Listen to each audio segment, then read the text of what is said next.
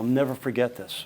I am sitting in my house and it's 9:30, 10 o'clock, I'm alone at home and my phone rings and I pick it up and I hear, Eric, Louis Chaffel, Miami Heat.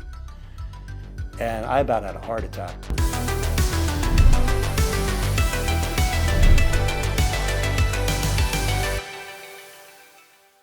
Eric Reid, Miami Heat television play-by-play broadcaster. From the time I was 7 years old, I was going to, Jet home games and Knick home games. That was my intro into sports. Years ago, walking through New York City, walked by a sports memorabilia store, and there was a picture of former and late New York Knickerbocker Dave DeBusschere shooting a jump shot. The shot is from behind DeBusschere, shooting into the 7th Avenue side of Madison Square Garden. My dad's seats were 7 rows behind the 7th Avenue basket at the Garden. I ended up spending $300 and bought that thing at a memorabilia store. Every single time I go back to Madison Square Garden to broadcast a Heat game, an hour or two before that game, I go back to that seat and I sit there. I thank the good Lord above for the dad I had, for the experiences we shared at Knicks and Jet games. Marv, he was one of the greatest radio voices. Joe Tate was another, but the first voice that I think captured my imagination, his name was Merle Harmon. The way he did it, the descriptiveness in his call, the excitement in his voice, those were things that resonated to me as a fan, and those are the things that I've tried to resonate to fans. One of the great breaks that happened to me in my career, my junior year at Ithaca College, I started doing the color for Cornell basketball. And wouldn't you know it, the first game of the season, Cornell at Syracuse, the play-by-play guy couldn't make it. I drove from my house in Massapequa, New York to Syracuse, got to the game just in time, and I called Cornell at Syracuse, and it was a thrill. And I knew this is exactly what I want to do. Crazy thing happened to me while I was doing Cornell basketball one year. I get a letter from a gentleman named Louis Chaffel, who at that time was the general manager of the New Orleans Jazz. And he told me that he was driving through upstate New York, heard my call of this Cornell game. He just wrote me a short note saying, "You sound like a young talent announcer, keep up your great work."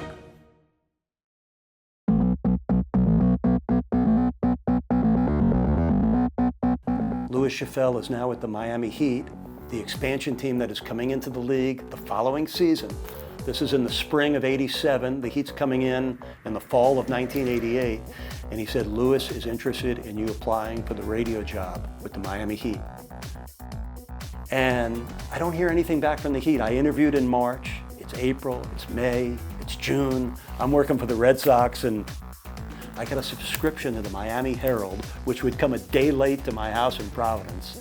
And then one day in late June, I open up my day-old Miami Herald, and it says, Heat hire Sam Smith from the San Antonio Spurs to do play-by-play on the simulcast.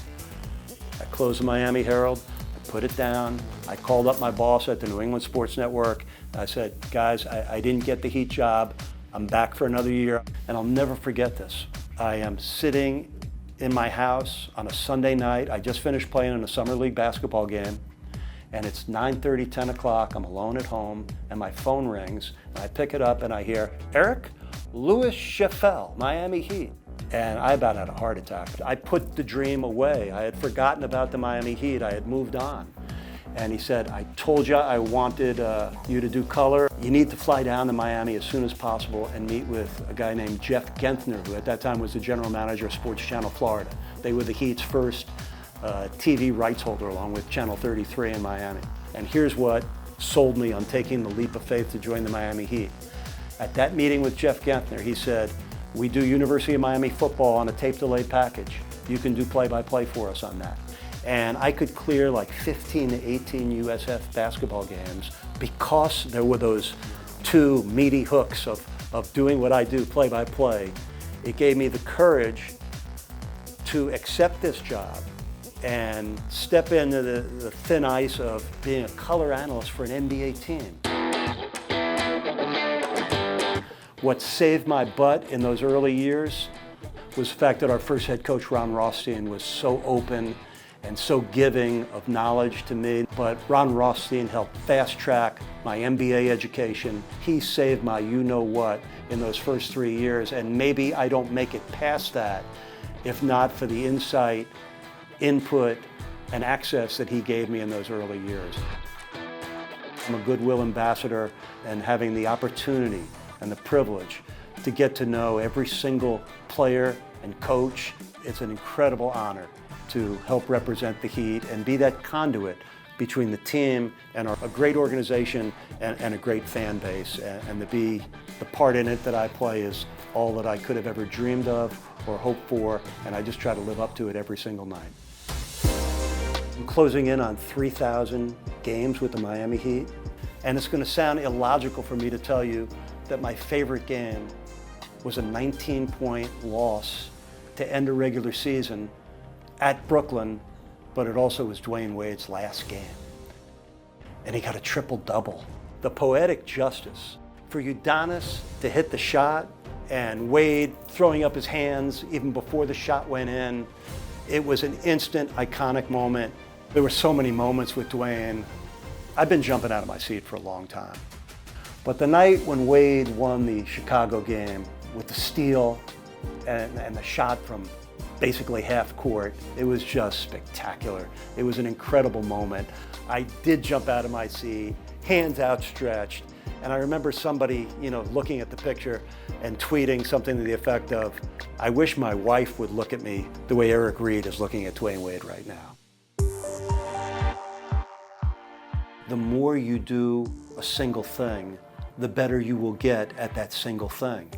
Now we're headed to season 37, and I think for me the job gets more enjoyable. My passion, connection, and love for my profession and for the team I work for continues to stay pure and grow with each passing game. It is an honor and my life's pleasure to be the soundtrack of your sports life.